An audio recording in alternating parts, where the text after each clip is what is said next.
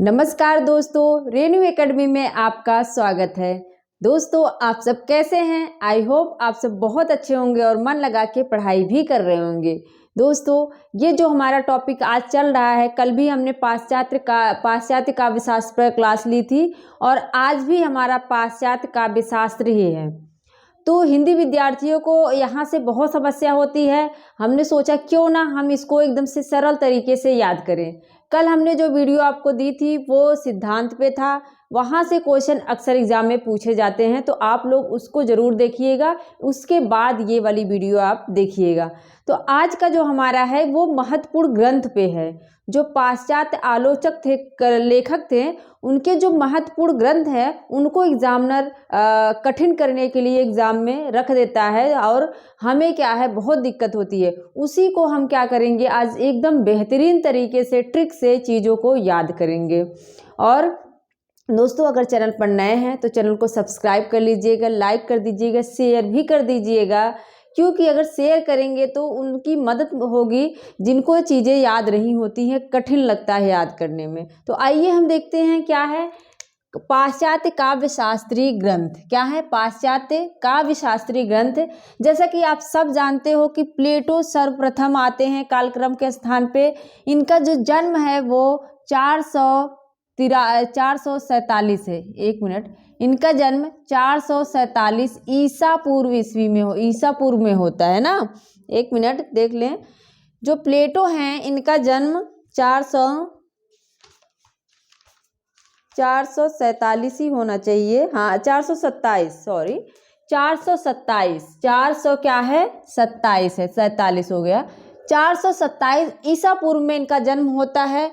और ये प्लेटो एक प्रत्ययवादी आलोचक हैं। कैसे हैं? प्रत्ययवादी या कह सकते हैं आत्मवादी आलोचक कहे जाते हैं। और इन्होंने कवियों का स्थान बहुत गौड़ माना। मतलब कवि को ये अपने विचारों में कवि का स्थान महत्वपूर्ण नहीं मानते हैं। उनका कहना है कि जो कवि होता है वो अनुकरण का अनुकरण करता है। मतलब जो सत्य होता है वो वो 3 गुना दूर है। जो सत्य होता है वो 3 गुना दूर है। और कवि जो है प्रकृति जो है वास्तविकता का अनुकरण करती है, उसके बाद जो है कवि करता है। मतलब 3 गुना दूर जो है वो कवि होता है। तो प्लेटो जो है, प्लेटो की रचना बहुत महत्वपूर्ण पूछी जाती है। इओन है, रिपब्लिक, विचार गोष्ठी। इनकी और भी रचनाएं हैं, लेकिन हम इनकी उन्हीं रचनाओं को याद करेंगे जो महत्वपूर्ण है, जो एग्जाम में पूछी जाती हैं। तो इओन है, रिपब्लिक है, विचार गोष्ठी है। प्लेटो का पूछा जाता है प्लेटो किसके गुरु थे? तो प्लेटो प्लेटो जो है अरस्तु के गुरु हैं। कौन है? प्लेटो जो हैं वो अरस्तु के गुरु माने जाते हैं। और इनकी जो रचनाएं इओन, रिपब्लिक, विचार गोष्ठी। अब देखो, मैंने प्लेटो को प्लेट से याद करवाया है कि प्लेटो का क्या है, प्लेट प्रत्ययवादी, प्रत्यय प्लेट में रखते हैं, ये हमने याद करवाया था। तो प्लेट में क्या रखते हो? ओन याद कर लो कि प्लेट में हम इओन रखकर पब्लिक के आगे रखते हैं। कहाँ रखते हैं? विचार गोष्ठी, जहाँ विचार विमर्श होता रहता है, वह जहाँ पब्लिक होती है वहाँ प्लेट में हम इओन रखकर प्रस्तुत कर देते हैं। भाई लो, अब आप खाना खाओ। तो प्लेट में रख के, इओन रख के, पब्लिक के सामने विचार गोष्ठी जहाँ पे हो रही वहाँ पे प्रस्तुत कर देते हैं। हो गया। इसके बाद कौन है? अरस्तु हैं। अरस्तु हैं और अरस्तु का जो ग्रंथ है क्या है? पेरिपोयोतिकस। क्या है?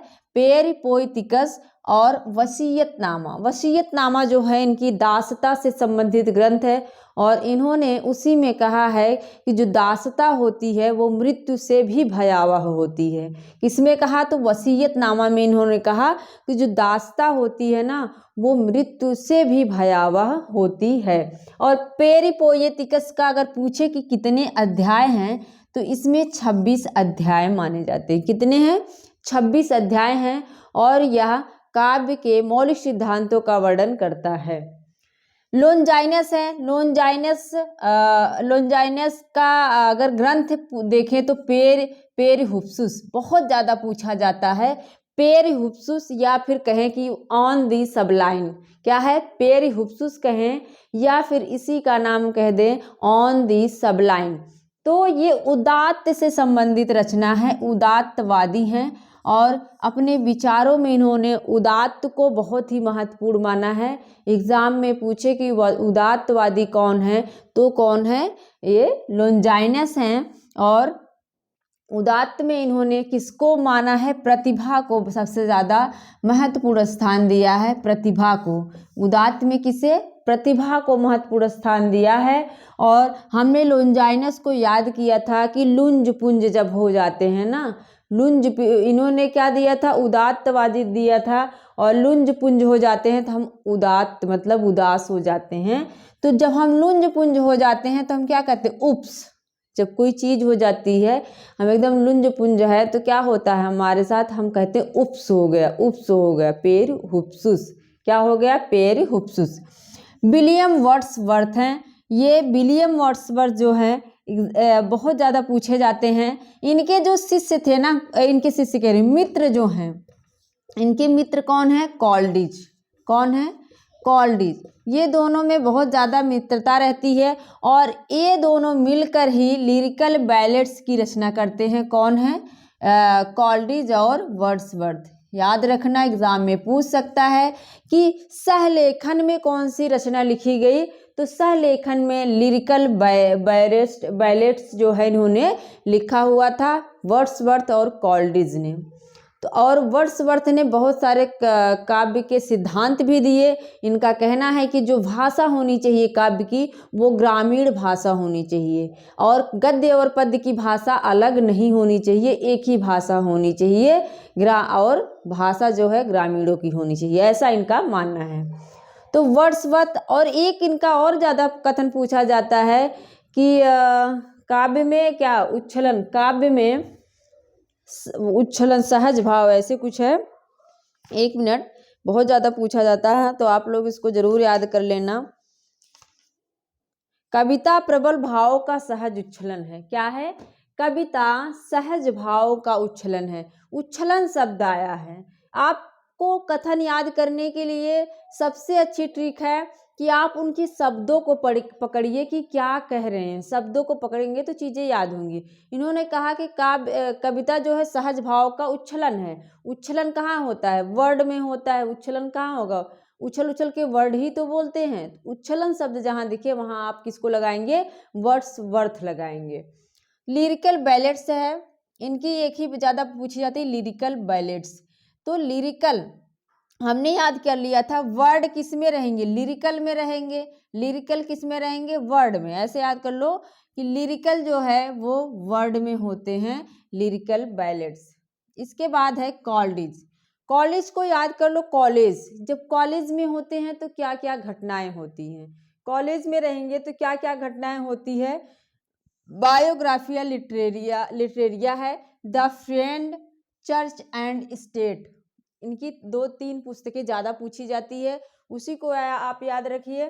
कॉलेज में क्या करते हैं? हम बायो पढ़ते हैं ना, कॉलेज में बायो पढ़ते हैं ना, तो वहीं से याद कर लो। कॉलेज में हम बायो पढ़ते हैं और कॉलेज में ही हमारे फ्रेंड भी होते हैं, द फ्रेंड और चर्च एंड स्टेट। हम वहाँ पे क्या पढ़ते हैं? स्टेट, राजधानी वगैरह ना सारी चीज़ें पढ़ते हैं। चर्च एंड स्टेट कहाँ पढ़ोगे? कॉलेज में पढ़ोगे। कॉलेज में क्या पढ़ोगे? बायो पढ़ोगे, वहाँ फ्रेंड बनाओगे और वहीं पे क्या है? चर्च और स्टेट को भी आप लोग याद करोगे कि भारत की राजधानी क्या है, ये सारी चीज़ें। हालांकि हमें पहले ही याद करवाया जाता है, लेकिन ये हमारी ट्रिक है। ट्रिक बनाने के लिए कुछ न कुछ अलग से सोचना पड़ता है। तो कॉलेज में बायो हो गया, फ्रेंड हो गए, चर्च एंड स्टेट हो गए। क्रोचे, क्रोचे की रचना पूछी जाती है। क्या है? एस्थेटिक। क्या है? एस्थेटिक जो है इनकी रचना है, ये वेरी इंपॉर्टेंट है, इसको बहुत ज़्यादा पूछा जाता है। और डिफेंस ऑफ पोएट्री, ये भी याद कर लो, डिफेंस। क्रोचे को मैंने कौवे से याद करवाया है। जो कौवा होता है वो क्या करता है? एस्थेटिक करता है। एस्थेटिक मतलब मैंने याद कर लिया था, जो कौवा होता है वो एक ही जगह टिका रहता है, जहाँ पे जाएगा बैठ जाएगा, काँव काँव काँव काँव करता रहता है, उठता ही नहीं जब तक उसको भगाओ नहीं, उड़ेगा ही नहीं, होता है ना। तो वहीं से हमारी ट्रिक थी, जो कौवा होता है ना वो एक जगह टिक जाता है। जब तक उसको नहीं भगाओ तो वो एस्थेटिक ही वहीं टिका रहेगा। और डिफेंस भी होता है, वो क्या होता है, एकदम डिफरेंस होता है, कौवा एकदम काला सा सबसे ज़्यादा डिफरेंस होता है ना। तो डिफरेंस कौन होगा, डिफेंस एंड पोएट्री, पोएट्र तो हो जाएगा क्रोचे। इलियट को हमने याद कर लिया था। जो इलियट होता है, जो इडियट होता है, थ्री इडियट मूवी देखे होंगे आप लोग, उसमें जो थ्री इडियट थे उनकी अलग ही करतूतें थी। तो जो इडियट होते हैं वो क्या करते हैं, द सीक्रेट वुड। जो इडियट होता है वो क्या, अपना सीक्रेट कुछ रखता है ना, चीज़ों लोगों को सारी चीज़ें नहीं बताते हैं, अपना क्या है वो लोग सीक्रेट रखते हैं। और हेमेज टू जान, उनकी कोई ना कोई होमेज, कोई ना कोई उनकी जो है जान रहती है, होमेज टू जान, लेकिन किसी को बताते नहीं है। जो इडियट होते हैं होमेज टू जान, उनकी कोई ना कोई जान भी होती, नहीं बताते। यूज ऑफ 40, ये किसके आगे भी है, यूज ऑफ 40 न्यू क्रिटिसिज्म ऐसे करके है। तो बस इतने जान लो कि यूज वाला चीजें कहाँ आएंगी, यूज वाला ग्रंथ किसका है, इडियट का है। इलियट का मतलब जो लोग इडियट होते हैं वो क्या करेंगे, यूज करेंगे। जो इडियट होगा वो लोगों को क्या करेगा, यूज करेगा, यूज करके छोड़ देगा। सिलेक्टेड एसेज, और वो सिलेक्टेड लोगों के साथ रहते हैं। जो इडियट होंगे, ऐसे याद कर लो, जो इडियट होते हैं वो सिलेक्टेड लोगों के साथ रहते हैं। और चीज़ें बहुत वेस्ट लैंड, वो बहुत वेस्ट भी करते हैं। जो इडियट होते हैं वो क्या करते हैं, चीज़ों को वेस्ट भी बहुत करते हैं ना, अच्छी खासी चीज़ें फेंक देंगे, वेस्ट करेंगे। और याद रखना, इनको द वेस्ट लैंड पे नोबेल पुरस्कार भी मिला था। अगर एग्जाम में पूछ ले कि ऐसे कौन से पाश्चात्य काव्य शास्त्री हैं जिनको नोबेल पुरस्कार मिला था, तो वो इलियट हैं, और द वेस्टलैंड पर इनको नोबेल पुरस्कार मिला था। दोस्तों इस तरह से पढ़ाने में बहुत ज़्यादा मेहनत लगती है, सोचना पड़ता है कि आप लोगों को कैसे चीज़ें याद कराई जाएं। तो देखते हैं, रिचर्ड्स कौन है, रिचर्डसन, हमने इनको याद कर लिया था कि जो रिचर्ड, जो मतलब जब हम रिसर्च करने जाते हैं तो क्या क्या होता है, रिसर्च करने जाओगे तो क्या होगा, द फाउंडेशन ऑफ एस्थेटिक, याद रखना यहाँ सिर्फ एस्थेटिक है, यहाँ फाउंडेशन शब्द आया है। हमने याद कर लिया था कि जो हम पढ़ते हैं ना स्कूल वगैरह में, तो चाहे जैसे ही चले जाते हैं तेल वेल लगा के सर में, लेकिन जब हम रिसर्च करने जाते हैं तो बाकायदे फाउंडेशन वगैरह लगा के मेकअप करके तब जाते हैं। ऐसा बस ट्रिक है हमारी, ऐसे कोई इसका एकदम से सार्थक अर्थ मत निकालना आप लोग। तो जब हम रिसर्च करने जाते हैं तो क्या करते हैं, फाउंडेशन लगा के जाते हैं अच्छे से रिसर्च करने। और फिर क्या होगा, द मीनिंग ऑफ मीनिंग, और उस रिसर्च में हम क्या करते हैं, मीनिंग ऑफ मीनिंग, मतलब अर्थ का भी अर्थ निकाल के तब रिसर्च करते हैं, मीनिंग निकाल निकाल के रिसर्च करते हैं। इसके बाद है द प्रिंसिपल्स ऑफ लिटरेरी, और जब हम जाते हैं रिसर्च करने तो वहाँ प्रिंसिपल भी होते हैं, जिन गाइड जिसको कहते हैं, तो वो हमारी सारी चीज़ें हमें बताते हैं। तो कौन, प्रिंसिपल कहाँ होता है, रिसर्च में मिलते हैं। और इसके बाद है प्रैक्टिकल क्रिटिसिज्म, वहाँ पे प्रैक्टिकल होता है ना, चीज़ें प्रैक्टिकल करके देखी जाती है तब जाके रिसर्च कंप्लीट होता है। साइंस एंड पोएट्री, और ये रिसर्च सारा कहाँ हो रहा है, साइंस में हो रहा है। हालांकि सब सब्जेक्ट में होता है, लेकिन हो कहाँ रहा है, साइंस एंड पोएट्री, मतलब साइंस में हो रहा है। फिर से देख लो, फाउंडेशन लगा के रिसर्च करने जाते हो, रिसर्च में ही क्या करते हो, मीनिंग ऑफ मीनिंग निकालते हो। प्रिंसिपल वहीं मिलते हैं, रिसर्च में ही मिलते हैं। और प्रैक्टिकल भी करते हो, साइंस एंड पोइट्री भी वहीं रिसर्च में ही करते हो। इस तरह से याद करेंगे, चीज़ें जल्दी टिकी रहेंगी, ज़्यादा दिन तक टिकी रहेंगी। आइए फिर से देख लेते हैं। प्लेटो हैं, इयोन में रख के पब्लिक के सामने विचार गोष्ठी में प्रस्तुत करते हैं। अरस्तु हैं, इसको याद रख लो, एक ही दो ग्रंथ है, पेरियो पोएटिकस। लोंजाइनस हैं, पेरहुप्सुस, इनका क्या है, पेरहुप्सुस है, उप्स करते हैं जब लुंज पुंज हो जाते हैं। तो वर्ड्स में क्या होता है, लिरिकल में वर्ड्स निकलते हैं। कॉलेज में जाते हो तो बायो सीखते हो और फ्रेंड बनाते हो, चर्च एंड स्टेट सीखते हो। क्रोचे जो है एक जगह कौवा टिक जाता है, एस्थेटिक, डिफेंस ऑफ पोएट्र हो जाएगा। इलियट जो इडियट होते हैं वो अपना सीक्रेट छुपाते हैं, किसी को जान बनाते हैं, यूज करते हैं और सिलेक्टेड लोगों के साथ रहते हैं, चीज़ों को वेस्ट भी करते हैं इडियट लोग। और जब रिसर्च करने जाओगे तो फाउंडेशन लगा के मीनिंग निकालोगे, वहाँ पे आपको प्रिंसिपल मिलेगा और प्रैक्टिकल करोगे और ये सब करोगे कहाँ, साइंस एंड पोएट्री साइंस में करोगे।